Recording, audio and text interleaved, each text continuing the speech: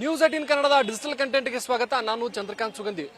ಬೆಳಗಾವಿ ಮಹಾನಗರ ಪಾಲಿಕೆಯಲ್ಲಿ ಕನ್ನಡ ಮತ್ತು ಕರ್ನಾಟಕದ ಪರ ನಿರ್ಣಯವನ್ನು ಕೈಗೊಳ್ಳಕ್ಕೆ ಹಿಂದೇಟಾಗಿದ್ದಂತಹ ಬಿಜೆಪಿಗೆ ಈಗ ಎಲ್ಲ ಕಡೆಯಿಂದಲೂ ಕೂಡ ಒತ್ತಡ ಹೆಚ್ಚಾಗಿದೆ. ಒಂದು ಕಡೆ ಸರ್ಕಾರದಿಂದ ಒತ್ತಡ, ಮತ್ತೊಂದು ಕಡೆ ಏನು ಹೊರಗಡೆ ಸಂಘಟನೆಗಳ ಪ್ರತಿಭಟನೆಗಿಳಿದು ಒತ್ತಡ ಮಾಡ್ತಿವೆ. ಮತ್ತೊಂದು ಕಡೆ ಈಗ ಸುಪ್ರೀಂ ಕೋರ್ಟ್ನ ಹಿರಿಯ ವಕೀಲ ಮೋಹನ್ ಕಾತರ್ಕಿ ಕೂಡ ಈ ಒಂದು ಏನು ನಿರ್ಣಯನ ಪಾಸ್ ಮಾಡೋಕ್ಕೆ ಯಾವುದೇ ಅಭ್ಯಂತರ ಇಲ್ಲ ಅಂತಕ್ಕಂಥ ಸ್ಪಷ್ಟ ಹೇಳಿಕೆಯಲ್ಲಿ ಈಗ ಬಿಜೆಪಿ ಒತ್ತಡಕ್ಕೆ ಸಿಲುಕಿದೆ. ಈ ಹಿನ್ನೆಲೆಯಲ್ಲಿ ಸಾಮಾನ್ಯ ಸಭೆಯನ್ನ ಮುಂದೂಡಿಕೆ ಮಾಡುವ ಹಂತಕ್ಕೆ ಈಗ ಬಿಜೆಪಿ ಬಂದು ನಿಂತಿರ್ತಕ್ಕಂಥದ್ದು. ಬಿಜೆಪಿ ವಿರುದ್ಧ ಬೀದಿಗಿಳಿದು ಹೋರಾಟ ಮಾಡಕ್ಕೆ ರಾಜ್ಯಾದ್ಯಂತ ಕನ್ನಡ ಪರ ಹೋರಾಟಗಾರರು ಈಗ ಮತ್ತೊಂದು ಸುತ್ತಿನ ಹೋರಾಟಕ್ಕೆ ಚಿಂತನೆಯನ್ನ ನಡೆಸಿದ್ದಾರೆ. ಈ ನಿರ್ಣಯ ಪಾಸ್ ಮಾಡಕ್ಕೆ ಬಿಜೆಪಿ ಯಾಕೆ ಹಿಂದೇಟಾಗ್ತದೆ ಅಂತ ಹೇಳ್ತೀನಿ. ಅದಕ್ಕೂ ಮೊದಲು ನ್ಯೂಸ್18 ಕನ್ನಡದ ಯೂಟ್ಯೂಬ್ ಚಾನಲ್ ಸಬ್ಸ್ಕ್ರೈಬ್ ಮಾಡಿ, ಹಾಗೇನೆ ಬೆಲ್ ಐಕನ್ ಒತ್ತೋದನ್ನ ಮರೆಯಬೇಡಿ. ನ್ಯೂಸ್18 ಕನ್ನಡದ ಫೇಸ್ಬುಕ್ ಮತ್ತು ಇನ್ಸ್ಟಾಗ್ರಾಮ್ ಪೇಜ್ ಅನ್ನು ಕೂಡ ಫಾಲೋ ಮಾಡಿ. ಬೆಳಗಾವಿ ಮಹಾನಗರ ಪಾಲಿಕೆ ಸದಾ ಗಡಿ ಮತ್ತು ಭಾಷೆ ವಿಚಾರವಾಗಿ ವಿವಾದದಲ್ಲಿರುವಂತಹ ಒಂದು ಮಹಾನಗರ ಪಾಲಿಕೆ. ಇತ್ತೀಚಿನ ವರ್ಷಗಳಲ್ಲಿ ಅಲ್ಲಿ ಏನು ಕನ್ನಡದ ವಾತಾವರಣ ಸೃಷ್ಟಿಯಾಗಿರ್ತಕ್ಕಂಥದ್ದು. ಯಾಕಂದ್ರೆ ಇದೇ ಮೊದಲ ಬಾರಿಗೆ ಮಹಾನಗರ ಪಾಲಿಕೆಯಲ್ಲಿ ಪಕ್ಷಗಳ ಚಿಹ್ನೆ ಆಧಾರದ ಮೇಲೆ ಚುನಾವಣೆ ನಡೆದಿದ್ದು ಬಿಜೆಪಿ ಸ್ಪಷ್ಟ ಬಹುಮತದೊಂದಿಗೆ ಮಹಾನಗರ ಪಾಲಿಕೆಯಲ್ಲಿ ಅಧಿಕಾರವನ್ನು ನೀಡಿದೆ. ಬಿಜೆಪಿ ಅಧಿಕಾರದ ನಂತರ 2-3 ಜನ ಮೇಯರ್ ಬದಲಾವಣೆ ಆದ ಬಳಿಕ ಈಗ ಸದ್ಯ ಇರತಕ್ಕಂಥ ಮೇಯರ್ ಮತ್ತು ಉಪಮೇಯರ್ ಇಬ್ಬರು ಕೂಡ ಕನ್ನಡಿಗರಾಗಿದ್ದಾರೆ. ಒಬ್ಬರು ನೇಕಾರರು, ಮತ್ತೊಬ್ಬರು ಇಬ್ಬರು ಕೂಡ ಕನ್ನಡಿಗರಾಗಿದ್ದ ಕಾರಣಕ್ಕಾಗಿ ಬೆಳಗಾವಿಯ ಕನ್ನಡ ಪರ ಹೋರಾಟಗಾರರು ಮಾರ್ಚ್ ತಿಂಗಳಲ್ಲಿ ಒಂದು ಹೋರಾಟವನ್ನು ಆರಂಭ ಮಾಡಿದ್ರು. ಮಾರ್ಚ್ ತಿಂಗಳಲ್ಲಿ ಪ್ರಮುಖ ಬೇಡಿಕೆ ಏನು ಅಂತಂದ್ರೆ ಬೆಳಗಾವಿ ಮಹಾನಗರ ಪಾಲಿಕೆಯಲ್ಲಿ ಕರ್ನಾಟಕದ ಪರ, ಕನ್ನಡದ ಪರ ಒಂದು ನಿರ್ಣಯನ ಮಾಡಿ, ಏನು ಬೆಳಗಾವಿ ಕರ್ನಾಟಕದ ಅವಿಭಾಜ್ಯ ಅಂಗ, ಬೆಳಗಾವಿ ಹಿನ್ನೆಲೆಯಲ್ಲಿ ಏನು ಮಹಾಜನ್ ವರದಿ ಅಂತಿಮ ಅಂತಕ್ಕಂಥ ಒಂದು ನಿರ್ಣಯನ ಪಾಸ್ ಮಾಡಿ ಅಂತೇಳಿ ಅಲ್ಲಿನ ಮೇಯರ್ ಮತ್ತು ಉಪಮೇಯರ್ಗೆ ಭೇಟಿ ಆಗ್ತಾರೆ. ಬಳಿಕ ಈ ಒಂದು ಏನು ಅಲ್ಲಿನ ಮೇಯರ್ ಉಪಮೇಯರ್ ಯಾವುದೇ ರೀತಿ ಸ್ಪಷ್ಟ ಒಂದು ಭರವಸೆ ನೀಡದ ಕಾರಣಕ್ಕಾಗಿ ಈ ಒಂದು ಪ್ರತಿಭಟನೆಗಳು ಆರಂಭವಾಗುತ್ತೆ. ಕೊನೆಗೆ ಇತ್ತೀಚೆಗೆ ಕಳೆದ ತಿಂಗಳು ನಡೆದಂತಹ ಒಂದು ಸಾಮಾನ್ಯ ಸಭೆಯಲ್ಲಿ ಈ ಒಂದು ನಿರ್ಣಯ ಪಾಸ್ ಮಾಡಲೇಬೇಕು ಅಂತೇಳಿ ಕನ್ನಡ ಪರ ಹೋರಾಟಗಾರರು ಮಹಾನಗರ ಪಾಲಿಕೆ ಮುಂದೆ ಪ್ರತಿಭಟನೆಯನ್ನು ಮಾಡ್ತಾ ಇದ್ರು. ಈ ಸಂದರ್ಭದಲ್ಲಿ ಮಹಾನಗರ ಪಾಲಿಕೆ ಮೇಯರ್ ಒಂದು ಆದೇಶವನ್ನು ಮಾಡ್ತಾರೆ. ನಾವು ಈ ಒಂದು ನಿರ್ಣಯನ ಪಾಸ್ ಮಾಡಕ್ಕೆ ರಾಜ್ಯ ಸರ್ಕಾರದ ಅನುಮತಿಯನ್ನ ಕೇಳ್ತೇವೆ ಅಂತಕ್ಕಂತ ಒಂದು ನಿರ್ಣಯನ ಮಾಡಿ, ಅಂದ್ರೆ ಇದನ್ನ ರಾಜ್ಯ ಸರ್ಕಾರ ಅನುಮತಿ ಕೊಟ್ಟರೆ ನಾವು ನಿರ್ಣಯನ ಪಾಸ್ ಮಾಡ್ತೀವಿ ಅಂತ ಹೇಳಿ ರಾಜ್ಯ ಸರ್ಕಾರದ ಮೇಲೆ ಎತ್ತಿ ಹಾಕುವಂತ ಪ್ರಯತ್ನವನ್ನ ಬೆಳಗಾವಿಯ ಮೇಯರ್ ಮಾಡಿದ್ರು. ಇದು ಕನ್ನಡ ಪರ ಹೋರಾಟಗಾರರ ಆಕ್ರೋಶಕ್ಕೆ ಕಾರಣವಾಗಿತ್ತು. ಬಳಿಕ ಕನ್ನಡದ ಹಿರಿಯ ಹೋರಾಟಗಾರ ವಾಟಾಳ್ ನಾಗರಾಜ್ ನೇತೃತ್ವದಲ್ಲಿ ಬೆಳಗಾವಿಯಲ್ಲಿ ಒಂದು ಪ್ರತಿಭಟನೆಯನ್ನ ಮಾಡಲಾಗಿತ್ತು. ಬೆಳಗಾವಿಯಲ್ಲಿ ಪ್ರತಿಭಟನೆ ಮಾಡಿ ಅವರನ್ನ ಬಂಧಿಸುವಂತ ಕೆಲಸ ಆಗಿತ್ತು. ಬಳಿಕ ಏನು ಅಂತಂದ್ರೆ ಇತ್ತೀಚೆಗೆ ಮತ್ತೆ ಸಚಿವರಾಗಿ ಆಯ್ಕೆಯಾದಂತಹ ಸಚಿವ ಸತೀಶ್ ಜಾರಕಿಹೊಳಿಯಿಂದ ಬೆಳಗಾವಿಯ ಕನ್ನಡ ಪರ ಹೋರಾಟಗಾರರು ಅನೇಕ ಹೋರಾಟಗಾರರು ಬೇಡಿಕೆಯಾಗಿ ಮಹಾನಗರ ಪಾಲಿಕೆಯಲ್ಲಿ ಕನ್ನಡದ ಪರ ಒಂದು ನಿರ್ಣಯನ ಮಾಡಿ ಅಂತಕ್ಕಂಥ ಬೇಡಿಕೆ ನೀಡಿದ್ದಾರೆ.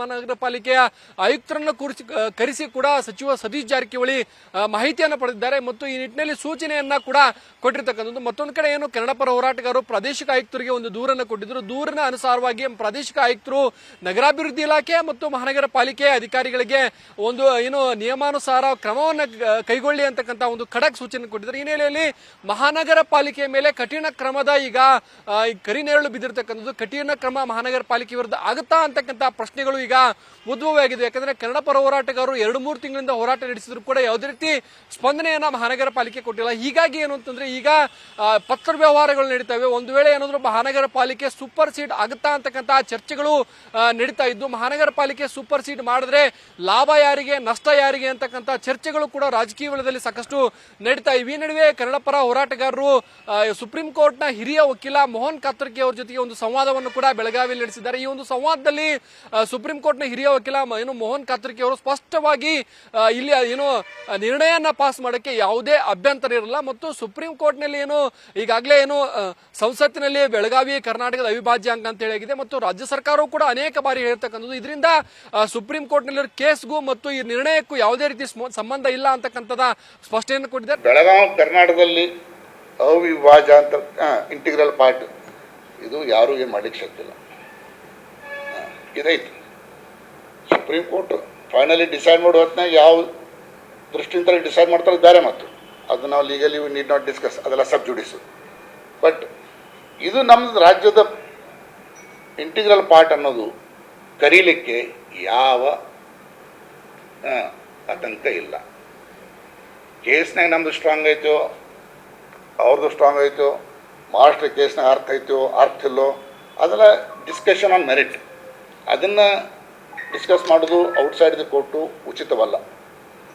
ಬಟ್ ಇದು ನಂದು ಅಂತ ಹೇಳ್ಕೊಳಕ್ಕೆ ಏನು ಪ್ರಾಬ್ಲಮ್ ಐತಿ? ಏನಿಲ್ಲ, ನಮ್ದು ಇದ್ದಿದ್ದು ಖರೇನೆ, ಅದ್ರಾಗೇನು ಪ್ರಾಬ್ಲಮ್ ಐತಿ? ಸೊ ಬೆಳಗಾವಿ ಕಾರ್ಪೊರೇಷನ್ ಕೇಳಿದ್ರೆ ನನಗೆ ಟೊಂಗಲಿನ ಕೇಳಿದರು, ಇವರು ಎಲ್ಲರೂ ಕೇಳಿದ್ರಿ ಏನು ಲೀಗಲ್ ಒಪಿನಿಯನ್ಪ. ಅದರಾಗೇನು ಲೀಗಲ್ ಇಂಪ್ಲಿಮೆಂಟ್ ಇಲ್ಲ. Symbolically you are asserting. If symbolically Belgaum Corporation wants to say we are integral part of Karnataka, it is integral part of Karnataka. The corporation is established under the Municipal Corporation of Karnataka of 1976. ಇದನ್ನು ಹೊರಗಿನ corporation ಅಲ್ಲ, ನಮ್ಮದ corporation. So ನಾವು Karnataka integral part ಅಂತ ಹೇಳೋದಕ್ಕೆ ಯಾವುದೂ ಅಭ್ಯಂತರ ಇಲ್ಲ. ಗಡಿ ವಿಚಾರವಾಗಿ ರಾಜ್ಯ ಸರ್ಕಾರ ಅಲರ್ಟ್ ಆಗಿದೆ. ಆದರೆ ಮಹಾರಾಷ್ಟ್ರ ಸೂಪರ್ ಆಕ್ಟಿವ್ ಆಗಿರ್ತಕ್ಕಂಥದ್ದು. ಈ ಹಿನ್ನೆಲೆಯಲ್ಲಿ ರಾಜ್ಯ ಸರ್ಕಾರದ ಮೇಲೆ ಹೋರಾಟಗಾರರು ಪದೇ ಪದೇ ಒಂದು ಏನು ಬೇಡಿಕೆಯನ್ನಿಟ್ಟು ಹೋರಾಟವನ್ನ ಮಾಡಿ ಒಂದು ಗಡಿ ವಿಚಾರ ಸಂಬಂಧಪಟ್ಟಂತೆ ರಾಜ್ಯ ಸರ್ಕಾರ ಇನ್ನಷ್ಟು ಕ್ರಮವನ್ನ ಕೈಗೊಳ್ಳಬೇಕು ಅಂತಕ್ಕಂಥ ಸೂಚನೆಯನ್ನು ಕೂಡ ಕೊಟ್ಟಿರ್ತಕ್ಕಂಥದ್ದು. ಒಟ್ಟಾರೆ ಏನು ಬೆಳಗಾವಿ ಗಡಿ ವಿಚಾರ ಏನಿದೆ, ಇದು ಗಡಿ ವಿಚಾರ ಹಿನ್ನೆಲೆಯಲ್ಲಿ ಏನು ಮಹಾನಗರ ಪಾಲಿಕೆಯಲ್ಲಿ 2005ರಲ್ಲಿ MES ಆಡಳಿತಾರೂಢ ಸಂದರ್ಭದಲ್ಲಿ ಬೆಳಗಾವಿ ಮಹಾರಾಷ್ಟ್ರದ ಅವಿಭಾಜ್ಯ ಅಂಗ ಅಂತೇಳಿ ವಿಜಯ್ ಮೋರೆ ನೇತೃತ್ವದಲ್ಲಿ ಒಂದು ನಿರ್ಣಯವನ್ನು ಪಾಸ್ ಮಾಡಿದ್ರು. ಆ ಸಂದರ್ಭದಲ್ಲಿ ಮಹಾನಗರ ಪಾಲಿಕೆಯನ್ನ ಧರ್ಮ್ ಸಿಂಗ್ ನೇತೃತ್ವದ ಸರ್ಕಾರ ಸೂಪರ್ ಸೀಡ್ ಅನ್ನ ಮಾಡಿತ್ತು. ಬಳಿಕ ದೊಡ್ಡ ಗಲಾಟೆ ಒಂದು ಬೆಳಗಾವಿಯಲ್ಲಿ ನಡೆದಿತ್ತು. ಈಗ ಆ ಒಂದು ತಪ್ಪನ್ನ ಸರಿಪಡಿಸಿಕೊಂಡು ಬೆಳಗಾವಿ ಕನ್ನಡಿಗರಿಗೆ ಮತ್ತಷ್ಟು ಶಕ್ತಿ ತುಂಬುವ ನಿಟ್ಟಿನಲ್ಲಿ ಒಂದು ಬೆಳಗಾವಿ ಮಹಾನಗರ ಪಾಲಿಕೆಯಲ್ಲಿ ಬೆಳಗಾವಿ ಕರ್ನಾಟಕದ ಅವಿಭಾಜ್ಯ ಅಂಗ ಅಂತೇಳಿ ಒಂದು ನಿರ್ಣಯನ್ನ ಪಾಸ್ ಮಾಡಿ ಅಂತೇಳಿ ಹೋರಾಟಗಾರರು ಬೇಡಿಕೆ ಇಟ್ಟರು ಕೂಡ ಮಹಾನಗರ ಪಾಲಿಕೆ ಈ ನಿಟ್ಟಿನಲ್ಲಿ ಯಾವುದೇ ರೀತಿ ಕ್ರಮವನ್ನು ಕೈಗೊಳ್ಳುತ್ತಾ ಅಲ್ಲಿನ ಬಿಜೆಪಿ ನಾಯಕರಿಗೆ ಆತಂಕ ಇರತಕ್ಕಂಥದ್ದು. ಒಂದು ವೇಳೆ ನಾವು ಈ ನಿರ್ಣಯವನ್ನ ಪಾಸ್ ಮಾಡಿದ್ರೆ ಮರಾಠಿ ಮತದಾರರು ನಮಗೆ ಕೈ ಬಿಡ್ತಾರೆ ಅಂತಕ್ಕಂಥ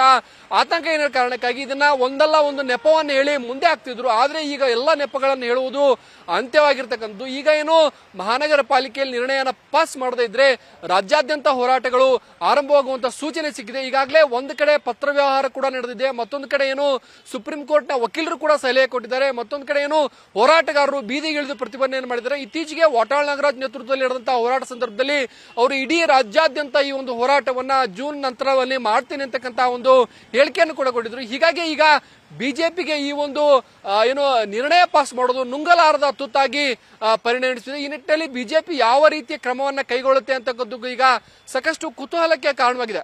ನಿರ್ಭೀತ, ನಿಷ್ಪಕ್ಷಪಾತ, ವಿಶ್ವಾಸಾರ್ಹ ಸುದ್ದಿಗಳಿಗೆ ಮತ್ತೊಂದು ಹೆಸರಾಗಿರುವಂತ ನ್ಯೂಸ್ 18 ಕನ್ನಡ ಈಗ ಆಪ್ನಲ್ಲೂ ಲಭ್ಯವಿದೆ. ದಯವಿಟ್ಟು ಇಲ್ಲಿರುವ QR ಕೋಡ್ ಅನ್ನ ಸ್ಕ್ಯಾನ್ ಮಾಡಿಕೊಂಡು ಆಪ್ ಅನ್ನ ಡೌನ್ಲೋಡ್ ಮಾಡೋದಕ್ಕೆ ಮರಿಬೇಡಿ. ನಿಮ್ಮ ಬೆಂಬಲ ಹೀಗೆ ಸದಾ ನಮ್ಮೊಂದಿಗಿರಲಿ. ಧನ್ಯವಾದ.